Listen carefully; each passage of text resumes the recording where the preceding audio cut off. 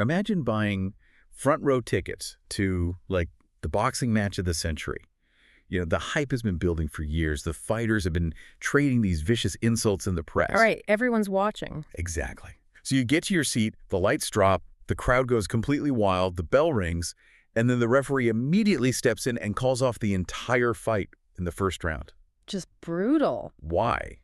Because one of the fighters filed their pre-match medical paperwork a few days late. Yeah, I mean, it is the ultimate anticlimax.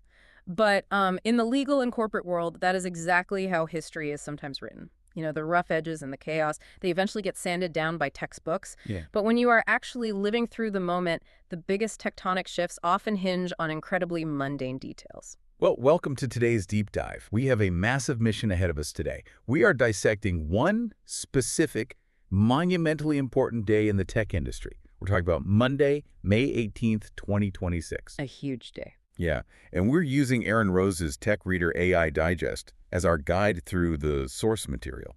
And look, if you think a lawsuit ending on a legal technicality sounds boring, you really need to stick with us. Oh, absolutely. Because the technicality we are about to explore just cleared the runway for one of the biggest IPOs in history, while simultaneously cementing some of the most dramatic Silicon Valley secrets into the permanent public record.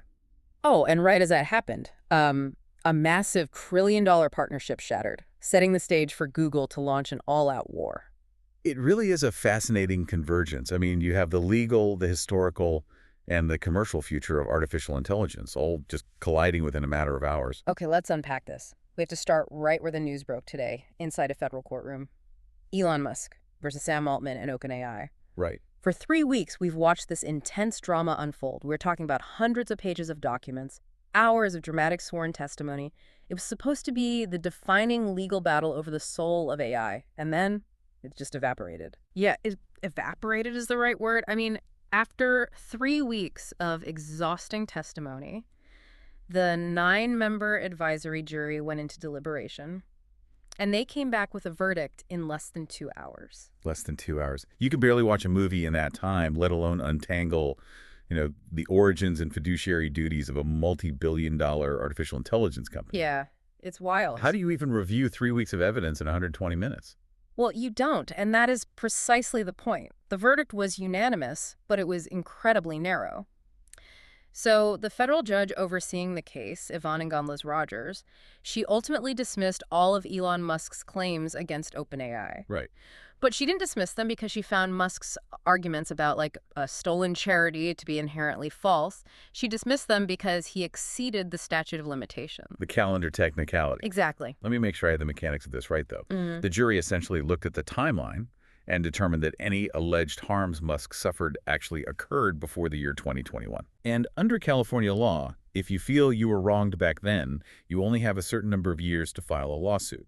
So by the time Musk actually brought this case to court in 2024, the clock had simply run out. That is exactly right. Statutes of limitation exist in corporate law so that companies don't have the threat of ancient litigation just, you know, hanging over their heads forever. Makes sense. If you are wronged, you have an obligation to act on it in a timely manner. What's fascinating here is how effectively this procedural win works for OpenAI. Yeah. By winning on the statute of limitations, they completely sidestep the actual merits of the case. Because they never actually had to prove they didn't do the things Musk accused them of doing. Precisely. The jury didn't have to decide if Sam Altman unjustly enriched himself. They didn't have to rule on whether OpenAI legally violated its original charitable trust agreement. Wow, yeah. They didn't even have to weigh the ethics of their transition to a capped profit model. They just looked at the clock, saw time had run out, and closed the book. And for OpenAI, I mean, this is the ultimate prize. Oh, for sure. Winning on a technicality instantly clears the massive legal cloud that was blocking their path to an IPO. Investors hate uncertainty, and this verdict just erased the biggest piece of uncertainty on the board. It is an incredibly clean escape from a profoundly messy situation. And, you know, the judge did not hold back in her rulings leading up to this either. No, not at all. I was reading through the digest, and at one point, she actually dismissed the methodology of Musk's damage expert entirely. She literally told the court his analysis was, quote, devoid of connection to the underlying facts. Yeah, that is a brutal rebuke for an expert witness. And the corporate reactions rolling in, they've matched that intensity. Right. OpenAI's lead attorney, Bill Savitt, he didn't mince words. He called the entire lawsuit an after-the-fact contrivance and labeled it a hypocritical attempt to sabotage a competitor. Wow. Yeah, and Microsoft, which obviously has billions invested in OpenAI's success, they quickly chimed in to welcome the dismissal, pointedly calling Musk's claims untimely. And naturally, Elon Musk did not take this quietly. I mean, within hours of the verdict, he was on X, posting to his massive audience and just raging about the outcome. Of course. He zeroed in on exactly what we just discussed, that the jury never ruled on the actual merits. He called it a calendar technicality. He accused Altman and Greg Brockman of stealing a charity. Yeah.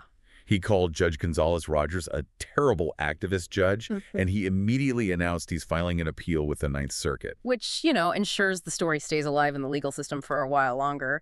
But an appeal on a statute of limitations ruling is an incredibly steep hill to climb. Right. It doesn't delay OpenAI's structural plans for their IPO.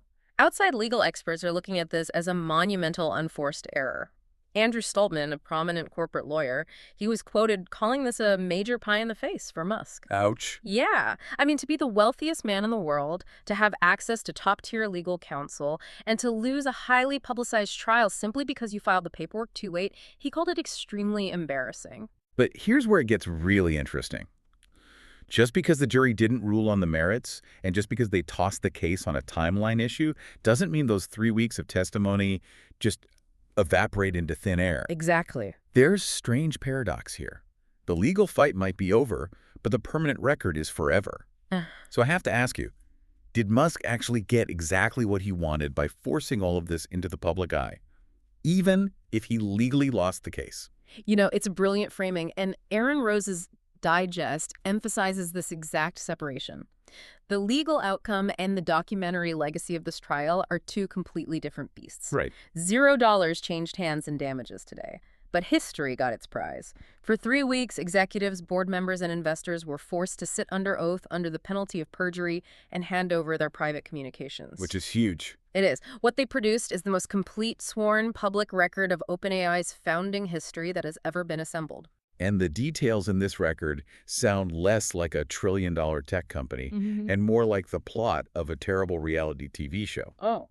Let's look at what actually came out, starting with the Sutskever dossier. Oh, yes. This might be the most striking piece of evidence entered into the record. This is a 52-page document compiled over an entire year by Ilya Sutskever, one of OpenAI's most vital co-founders and their former chief scientist. Yeah.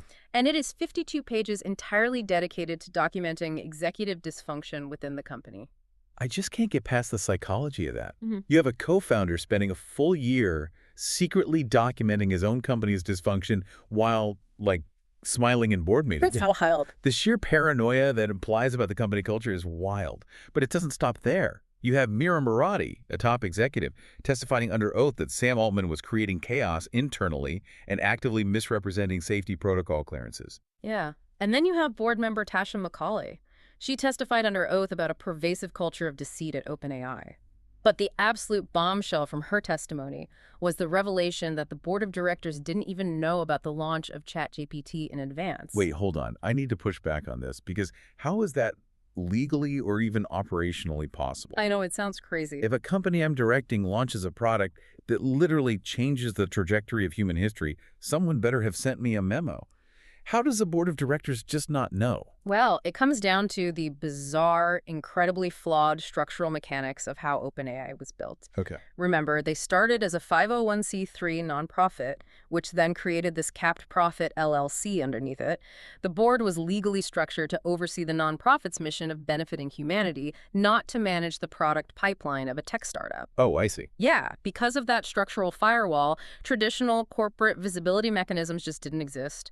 They were built for philosophical oversight, and the executives on the capped profit side essentially just bypassed them to ship the product. Which perfectly explains why things were moving so fast and breaking so many internal rules.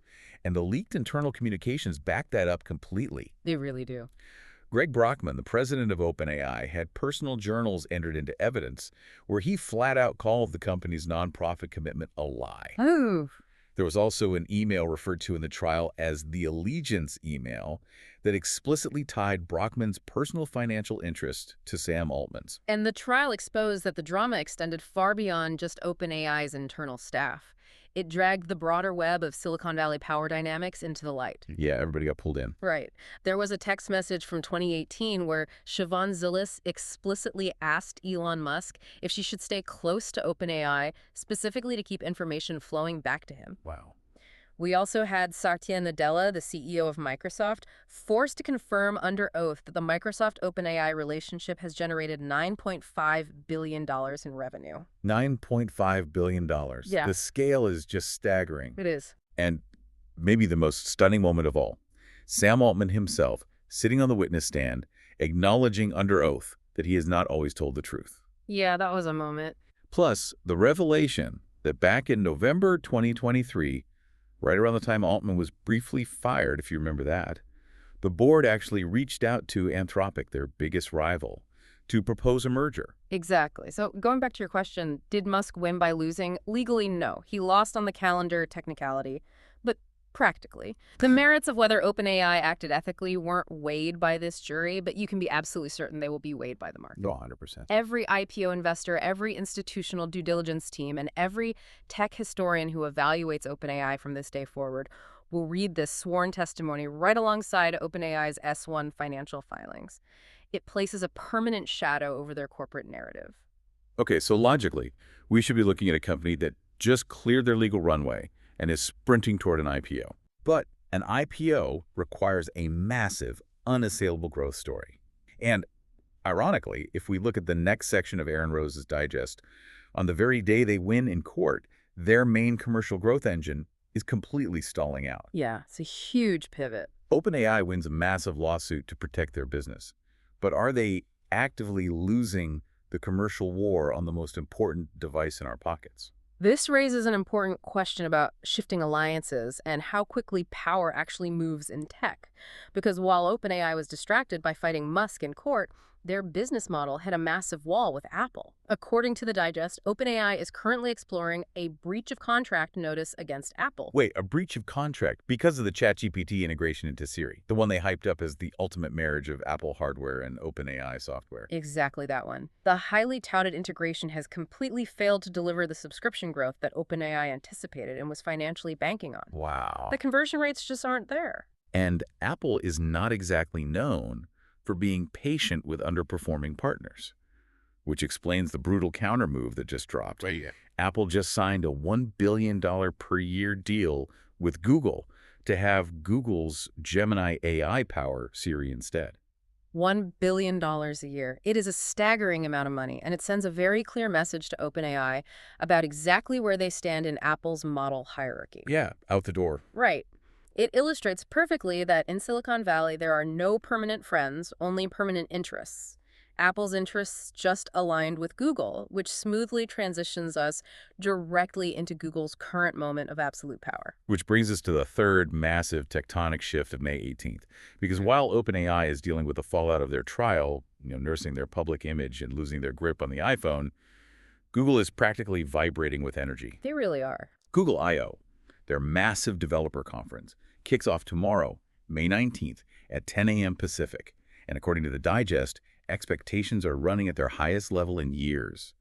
I'm looking at this Google I/O preview and honestly, a bit lost. It's a lot to take in. They're launching an operating system, smart glasses, and a whole new laptop category. It feels like they are throwing spaghetti at the wall to see what sticks. Is this actual strategy or just panic because Anthropic is beating them on the model front? Well, to understand the strategy, you have to look at the broader financial context first. Alphabet, Google's parent company, has recently closed the massive market cap gap with NVIDIA. Right. We are seeing institutional investors actively rotating their money out of Microsoft and into Alphabet. And the underlying infrastructure story of the year, the thing really driving this, is the staggering $200 billion relationship between Google Cloud and Anthropic. Wow. So Google is walking onto that stage tomorrow, not in a panic, but with an immense amount of momentum and capital. Yeah. So what does this all mean? When you and I tune into the io.google stream tomorrow, what are we actually going to see, and how is it going to change how we use our devices? Let's start with the software expectations. The centerpiece is going to be a major update to their core model, likely Gemini 3.5 or 4.0. Now, the industry consensus is that this will land in the GPT 5.5 class. Okay, so a big jump. It's a significant leap forward in reasoning and generation, though the digest openly notes it is still expected to fall short of Anthropic's benchmark Mythos model, which remains the gold standard everyone is chasing. Anthropic is the rabbit they are all trying to catch right now. But Google isn't just releasing a chatbot on a website. They are deeply integrating this into the operating system level. Exactly. They are previewing something called Aluminium OS, which is an Android-based operating system designed specifically for PCs. And they are pushing what they call Gemini Intelligence, which they describe as an agentic AI, onto all Android devices starting this summer. Agentic is the key buzzword you are going to hear over and over. It's the difference between an AI that talks to you and an AI that acts for you. Okay, give me an example. Think about your morning commute. A standard AI can tell you if it's raining or if there is traffic. An agentic AI notices your usual train is delayed, actively drafts an email to your boss letting them know you'll be late, reschedules your 9 a.m. meeting to 10 a.m., and orders your usual coffee to a different location near the delayed train stop all without you prompting it. It takes agency over your apps. That is both incredibly convenient and slightly terrifying in terms of the permissions we'll be handing over. Yeah, a little bit of both. And they're building completely new hardware to house this agentic AI, right? They're launching Android XR smart glasses and an entirely new product category called Google Books. Yes, not Chromebooks, but Google Books. These are going to be premium, high-end Android laptops manufactured by major partners like Acer, Asus, Dell, HP, and Lenovo. And if we connect this to the bigger picture, this answers your earlier question about throwing spaghetti at the wall. This is a highly calculated walled garden strategy.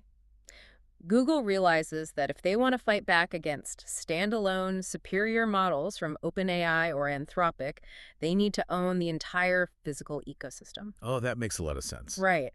If Google controls the glasses on your face, the phone in your pocket, and the laptop on your desk, they dictate how you interact with AI, regardless of whose language model is marginally smarter. It's basically saying, well, we might not have the absolute smartest AI in the lab, but we own the roads that deliver it to your house. Exactly. But there's one more piece to this Google I/O preview, and for anyone who works on the internet, it is a massive red flag. Updates to AI mode in Google Search. Yeah, this is potentially the most consequential announcement of the entire event and the one that will have the most immediate impact on the global economy. Google is expected to make AI mode the default search experience. Instead of typing a query and getting a list of 10 blue links to different websites, the AI will simply read those websites in the background, digest the information, and generate the final answer directly on your search page. Let me translate the jargon here because this is huge. If you are a user, this is great. You ask a question, you get an immediate answer without having to click around and read, a recipe, blog's whole life story. It's super fast. But if you are a publisher, a journalist, or a blogger, it is an existential threat. If Google gives the user the answer directly, the user never clicks your link.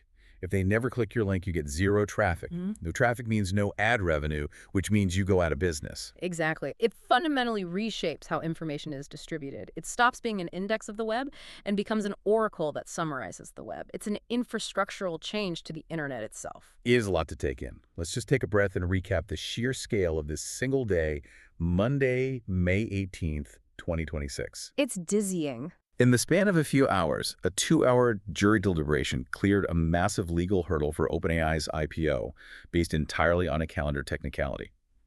But in doing so, it immortalized a documented culture of deceit and dysfunction into the permanent public record. Right. On the exact same day, we learned that OpenAI's commercial partnership with Apple is fracturing, with Apple handing a billion-dollar crown to Google instead. Right. And tomorrow, a resurgent, incredibly well-funded Google is set to take the stage at I/O to completely redefine hardware, operating systems, and the very nature of web search itself. It really highlights something we often forget when we read the news and, isolated alerts on our phones. These stories aren't happening in a vacuum. No, not at all. The legal battles, the corporate betrayals, the massive technological leaps, they're all interconnected gears turning at the exact same time, driving the entire industry in a new direction. And it proves how incredibly fast the future is moving for you and me. This isn't just distant corporate news happening in boardrooms. It is the literal infrastructure of the next decade being litigated in court and launched on our smartphones on the exact same day. And as we look ahead to that Google Search AI mode update tomorrow, it leaves us with a fascinating, almost dangerous ecosystem paradox to consider. Ooh, lay it on me. Well, if Google fundamentally reshapes search so that their AI answers everything directly, we have to remember that those AI models still rely entirely on digesting human-created content from the open web to learn those answers. Right. So what happens when the AI essentially starves the very publishers and creators it needs to learn from? If the open web stops producing high-quality new content because the economic model is completely broken by AI summaries, what does the AI learn from tomorrow? Wow. It's the ultimate snake eating its own tail. You build an AI that knows everything, but by doing so, you destroy the source of its knowledge. That is a paradox we are all going to have to watch unfold very closely. But hey, at least we didn't get disqualified on a calendar technicality, right? True. Thank you so much for joining us for today's deep dive. We'll be keeping a close eye on Google I/O tomorrow, and we'll see you next time.